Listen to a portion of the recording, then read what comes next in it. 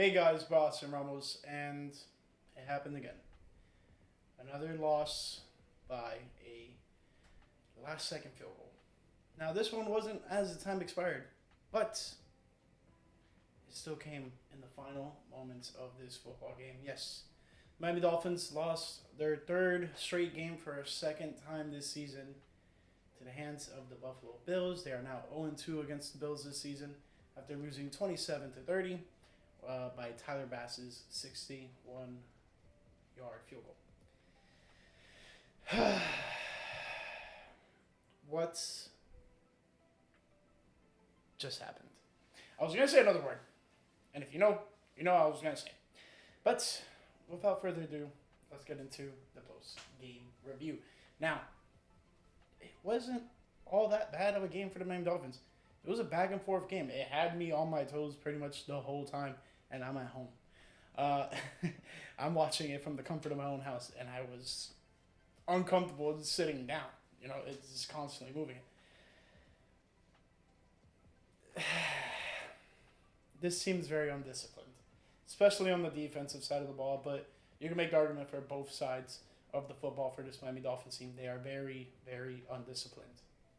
You have a Dolphins team that has all the potential in the world to make these big-time plays, defensive stops, and they shoot themselves in the foot almost each and every time.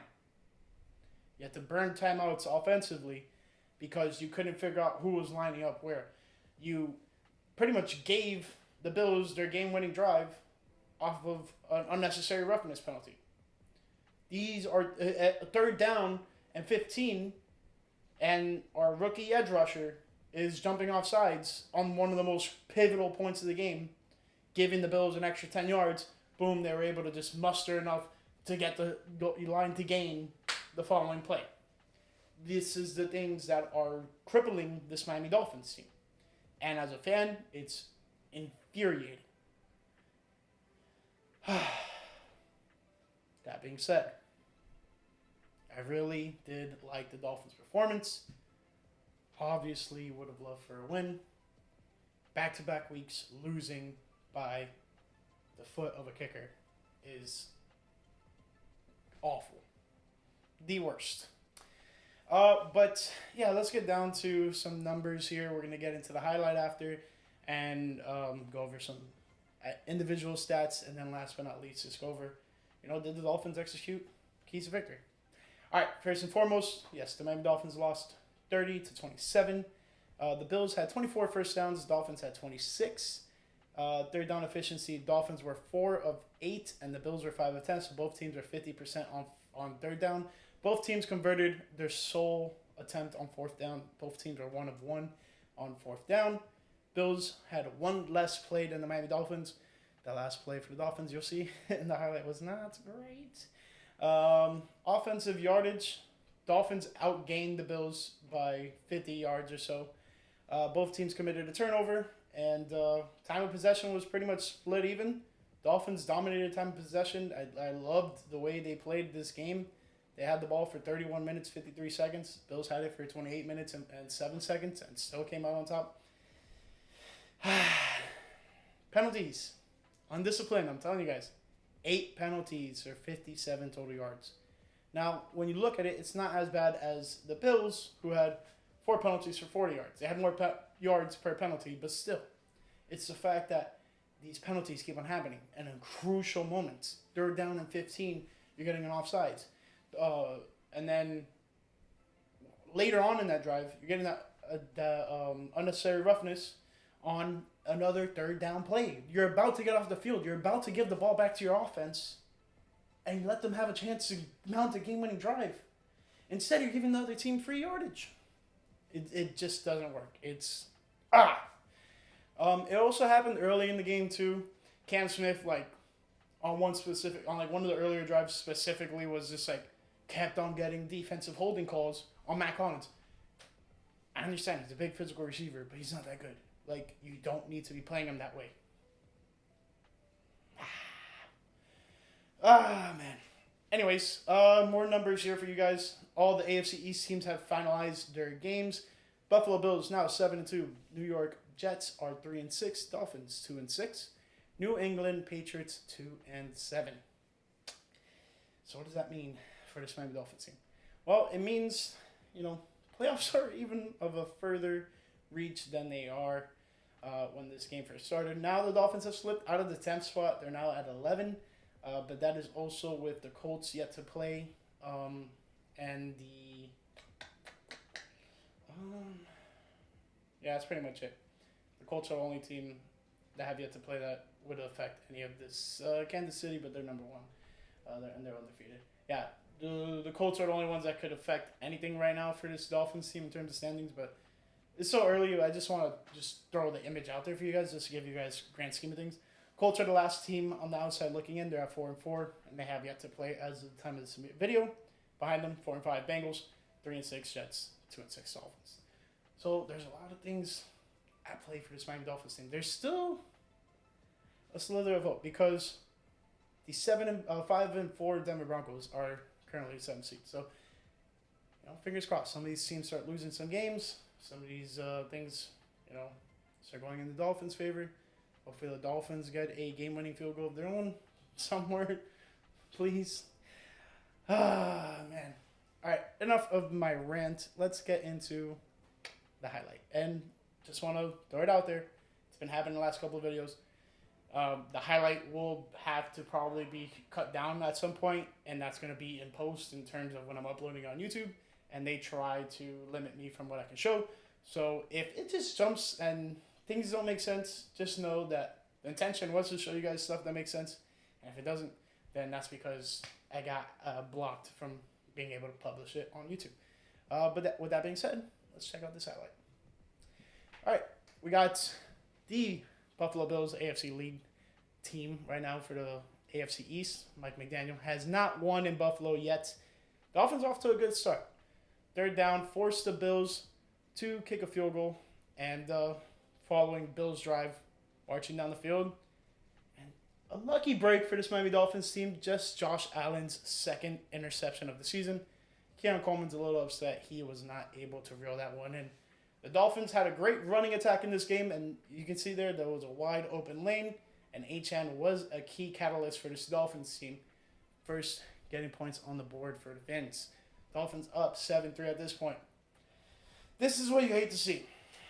Josh Allen getting out of the pocket and getting big-time yardage for the first, and a 17-year NFL vet is getting after Josh Allen. Bills weren't able to convert and get a touchdown there.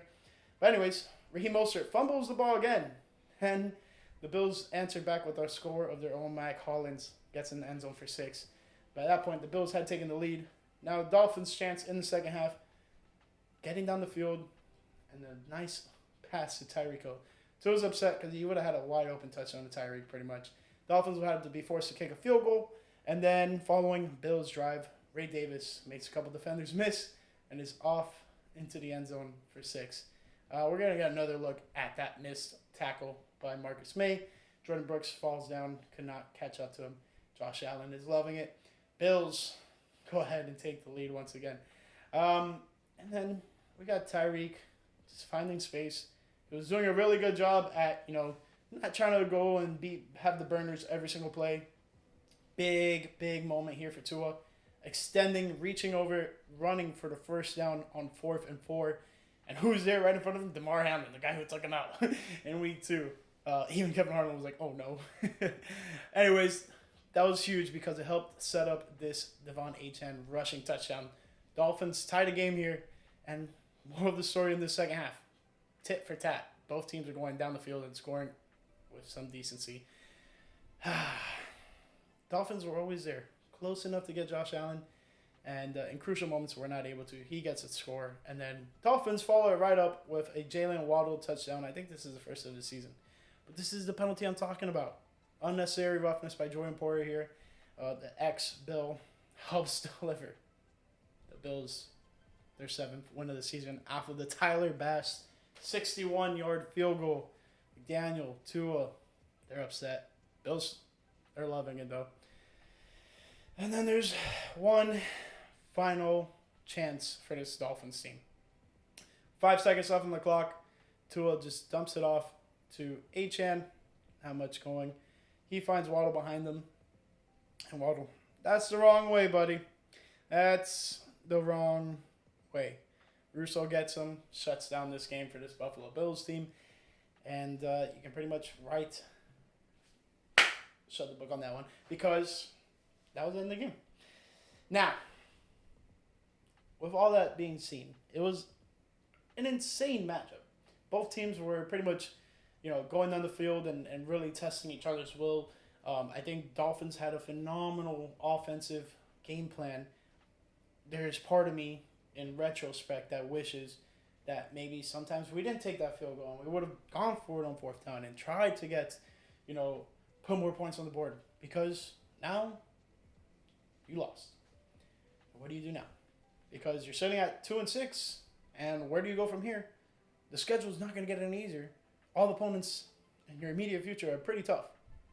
Like, the only team that, I'm not saying to look over them, but, a team that's, you might look over is the Las Vegas Raiders. Aside from that, Dolphins have a lot of tough opponents. And another team you might look over is the Cleveland Browns. Aside from that, Dolphins have a really tough road ahead of them.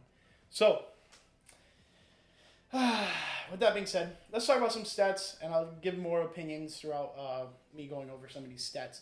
Now, Tua had himself a damn near perfect game. He, in reality, had one incompletion.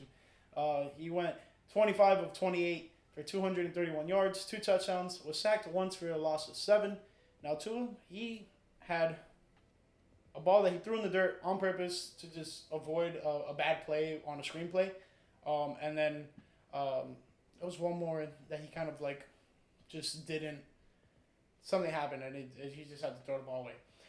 But the only other incompletion was an overthrow to Jonnu Smith on the sideline. And it was Jonnu's ball or no one's ball, and unfortunately, Tua kind of overthrew him. So, in reality, damn near perfect day for Tua passing. But that was really aided by the rushing attack, which I'll get into in a second. Let me talk about Josh Allen. Josh Allen, 25 of 39, with 235 yards, 3 touchdowns, 1 interception, sacked once for a loss of 4 yards. Josh Allen did a really good job managing that pocket and extending plays and, using the Dolphins defenders and, them getting in the backfield against him because he was able to run out and, extend plays or maybe get some big chunk yardage. He only escaped the pocket twice in terms of running, but let's talk about the rushing attack for the Dolphins. Dolphins had 149 yards on the ground. Devon Achane was the leading ball carrier with 63 total yards with 12 carries, 1 touchdown on the ground, and it was a long carry of 12. Raheem Mostert did pretty good, but he did have that fumble. 10 carries for 56 total yards, longest of 16. Jalen Wright, 6 carries, 18 yards. Jalen Wright looked pretty decent. I like that the Dolphins had him in there a lot more and a lot more often, but he did struggle. So that was one of the things I complained about last game is why aren't we using Jalen Wright as much? Now we use him a little bit more, and he had some struggles. So, those are some things that me as a person who says, hey, we need to use this guy more, and, someone in the Dolphins building thinks likewise, and they used him more, and, didn't, have those big explosive plays. He had some nice runs, but nothing too crazy. No, he had the longest gain he had was 7 yards. Malik Washington, 1 carry for 9, 2 carries for 3 yards, and that big fourth down run. For the Bills, they had under 100 yards rushing. James Cook had 10 carries for 44 yards, averaging 4.4. Now, that was one of my keys to victory. I said if the Dolphins keep James Cook to 2.5 yards per carry, that would be a great defensive game in terms of stopping the run. Now, he didn't have too many of those big-time rushes. He had one long one for 13. Aside from that, a lot of short gains. Aside from that, I think the Dolphins did a really good job stifling that running attack. But that's not the mentality that the Bills had in this game. You saw they passed the ball 40 times and only ran it 19. So I don't know what to tell you guys there for that Bills team. Ty Johnson, 3 carries for 23. He had some big-time chunk plays, but he had a long one of 17. Ray Davis, 4 carries of 20. and Josh Allen 2 carries of 7, so totaling 94 total rushes. So start comparison, you can kind of invert the running and passing stats for both of these teams. And then in terms of receptions, Tyreek Hill had himself a game. 4 receptions for 80 yards, longest of 28. Achane, 8 receptions, 58 total yards, 1 touchdown, longest of 18. Jonnu Smith, 5 receptions, 46 total yards. Raheem Mostert, 2 receptions, 32. Odell Beckham, 3 receptions for 15. Durham Smythe, 1 reception for 4. And then Jalen Waddle had a 12-yard touchdown, but he also lost 16 yards on the final play of the game. So he resulted with 2 receptions for -4 yards and a touchdown, longest of 12. Listen, that was tough. Just wish he would have had the presence of mind to just figure out somehow, some way to get the ball out of his hands and not keep going backwards. I would have loved to see if we would have had any type of chance if the ball would have kept moving around, but it got stuck there, and that was awful. Now, I'm going to circle back and address all these keys to victory, but the other one on the offense side of the ball was get these Dolphin receivers active. I wanted to see both of them close or eclipsing 100 yards, and that wasn't the case. I had my Waddle shirt on. I was hoping Waddle would do good. When he had that, touchdown in the late moments of the game, I was super hyped. I started waddling with him. Man. 2 receptions, -4 yards. That's so great. Tyreek Hill, though, had a pretty good game. 4 receptions for 80 off of 5 targets. Buffalo Bills receiving. They had Ray Davis, 2 receptions, 70 yards, 1 touchdown, and he had that 63-yard touchdown. Khalil Shakir, 6 receptions for 50 yards. Dalton Kincaid, 4 receptions for 32. Mac Hollins, 5 receptions for 30 and a touchdown. James Cook, 5 receptions for 25. Keon Coleman, 1 reception for 21. Dawson Knox, 1 reception for 5. Quentin Morris, 1 reception for 2 yards and a touchdown. And then Curtis Samuel was targeted once. Fumbles, Raheem Mostert, 1. Blair Elam recovered. Not so great. Hate to see that. Defensive stats. Anthony Walker Jr. was the leading tackler for this Dolphins team with 10 total tackles, 4 solo. And then to keep him moving because he has no key stats, Jordan Brooks, 7 total, 4 solo. And then in key stats, we have Marcus May with 1 tackle for a loss. Deshaun Hand with a tackle for a loss, pass deflection, and a QB hit. Chopper Robinson had himself a pretty good day. He ended up getting credited on that last drive sack on Josh Allen. 1 sack, 1 tackle for a loss, 2 QB hits. Jalen Ramsey, 1 pass deflection. And that pretty much wraps it up for the Dolphins. Defensive stats for the Bills. Dorian Williams, number 42. He was flying all over the field. If you guys ever got a chance to watch this game, you definitely saw number 42 for the Bills, Dorian Williams. He had 12 total tackles, 7 solo. DeMar Hamlin, 10 total, 8 solo. Taylor Rapp with 10 total, 6 solo. He also had a tackle for a loss. Key defensive stats for the Bills. Greg Russo had a sack, 3 tackles for a loss, and 1 QB hit. Claire Elam had a tackle for a loss. Rasul Douglas had a pass deflection. And Ed Oliver had a QB hit. Interceptions, Jalen Ramsey had 1 reception, returned for no yardage. Kick returns, D. Eskridge had 2 kick returns for 55 total yards, longest of 30. And then going to punt returns, Malik Washington had a punt return for -1 yards. And for the Bills, Brandon Corrington had a return for 29 yards. That one, the ball bounced in front of him, and he kind of picked it up with some speed and got a big gain. Luckily, the Dolphins didn't allow too much off of that, but yeah, it's just tough. Jason Sanders, 2 for 2 on extra points, 2 for 2 on field goals, 3 for 3 on extra points, longest of 39 on the field goal. Tyler Bass, 3 for 3 on field goals, 1 for 2 on extra points, and he had a long of 61, which was that game winner. Jake Bailey, he had 1 punt for 37 yards. It was not a great punt at all. That was the one that Brandon Corrington had that big return.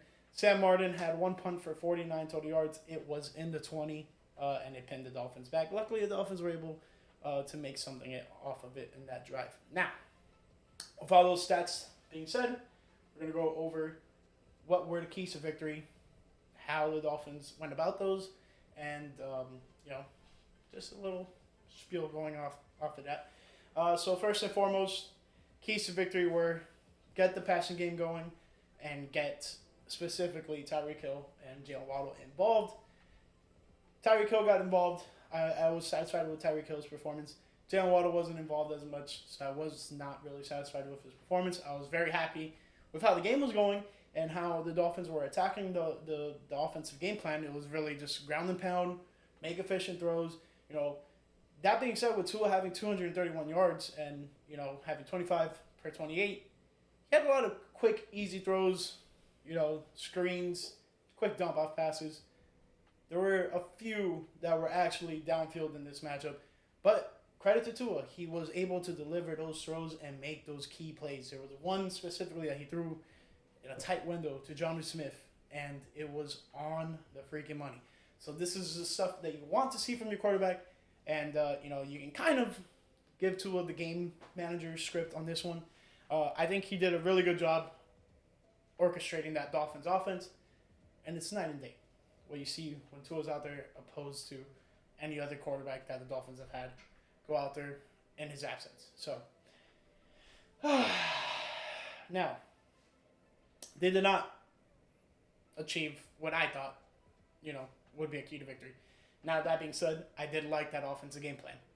They were pounding the rock, and, you know, the Bills, the run defense was not really putting a stop to it. The Dolphins had almost 150 yards on the ground.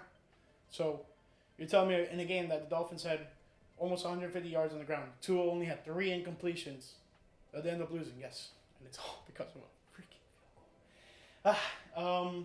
And then defensively, it was to limit James Cook. Now, those Bills strayed away from the running game because Dolphins were having success stopping the run. So I would give the Dolphins, you know, a slight, little faint check mark on limiting that, you know, that the running game for James Cook and that Bills team. But aside from that, the defense was doing what I kind of expected the defense to do. You know, it was kind of bend but don't break defense. But there was a lot of key moments in this game that the defense allowed stupid penalties to extend these Bills team's drives, and, you know, just constantly just shooting themselves in the foot, and it just kept on happening and happening and happening and happening, and the game's still over and it's still happening. Last but not least, my third key to victory was, you know, I want to see Mike McDaniel a little bit more animated, a little bit more, you know, let's get this team together and, like, let's rile them up. It's hard to tell whether or not they executed on that. I feel like he didn't do anything to cost this team the game, which, you know, in the Colts game, I can definitely point at it and be like, yeah, you costed the team the game by, you know, crippling them without that timeout. But some could argue that not using all your timeouts in this game, maybe not trying to ice the kicker, would have maybe helped you out. So those are food for thought. But I'm not insanely upset with, you know, how this game, it felt like this game was coached by Mike McDaniel. There needs to be some type of organization with this team. I don't know. Because you can't constantly keep shooting yourself in the foot like that. Now, that does come down to coaching, so that's why I'm upset. Because otherwise, I was happy with Mike McDaniel's performance. I was happy with, like, how it felt like this team was being coached. Literally the discipline. Literally not letting these teams get this free yardage in crucial moments of the game. I think this is all stuff that could be fixed, needs to be fixed, and should be fixed. So hopefully, moving forward, Dolphins are able to do it. Yeah, I felt like, you know, they got Tyreek involved in the pass game. Obviously, couldn't get Waddle, which is very unfortunate. I was wearing his shirt today. And then limited Dalvin Cook's runs. Now, he did average more than 2.5 carries, yards per carry, but, you know, he didn't have a high volume and he didn't have a high total. So, you know, can't be too mad about it. There were some certain moments that Dolphins were able to stop him pretty much at the line of game, and then the Bills will just get an extra push. Somehow, these Bills players would just get behind him and push him more. So in those moments, I can't get too mad. So he was able to get some extra free yardage because if not, that total would have been way lower. And then last one was the coaching. I wish Mike McDaniel was a little bit more fired up, two, a little bit smarter with his timeout usage, but it came back to slightly bite the Dolphins, but it's a 61-yard field goal. There's 5 seconds left. I think you should use one of your 2 timeouts. You're not going to be able to use both timeouts in the span of 5 seconds. So that's just how I feel about it. But I'm not totally against what happened in the coaching. So let's see.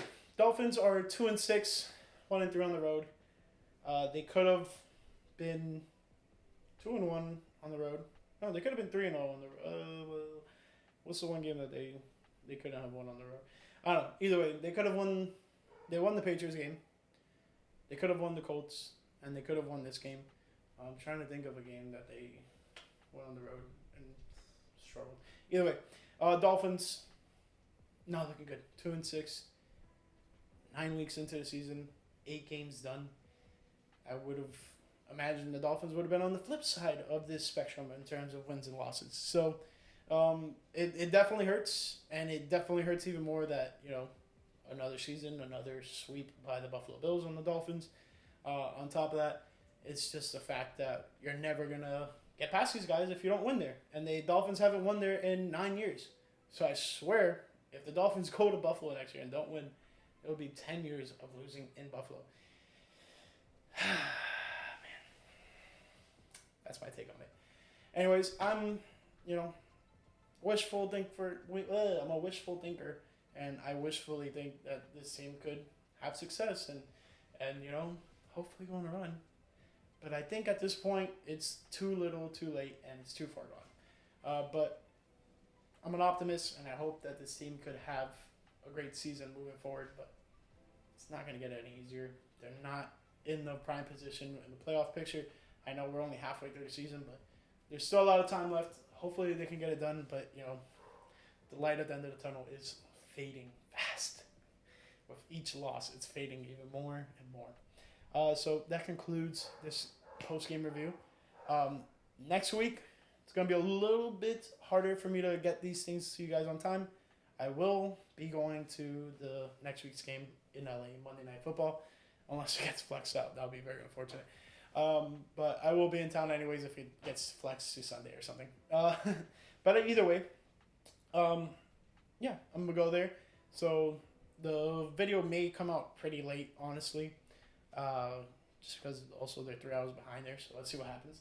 But the post-game review will be pretty late coming out of that LA game, just letting you guys know. But aside from that, I'm excited. I've never been to LA, so it's going to be fun to go there. And, hoping for a Dolphins win on prime time to show the whole country just what you're about. Plus, going to SoFi is going to be pretty cool. So that's something to look forward to. I just really wish the Dolphins would have, won these last 2 games, win one of these last 2 games, and I probably would have been like way more hyped and way more optimistic about going into LA. But LA's not a bad team. So if they can't get their stuff together, it's not gonna look good for them. But it is what it is. Hope you guys enjoyed this video. Dolphins lost 30-27. It's not great. Hopefully they can get on the right track. But I'll catch you guys in the next one.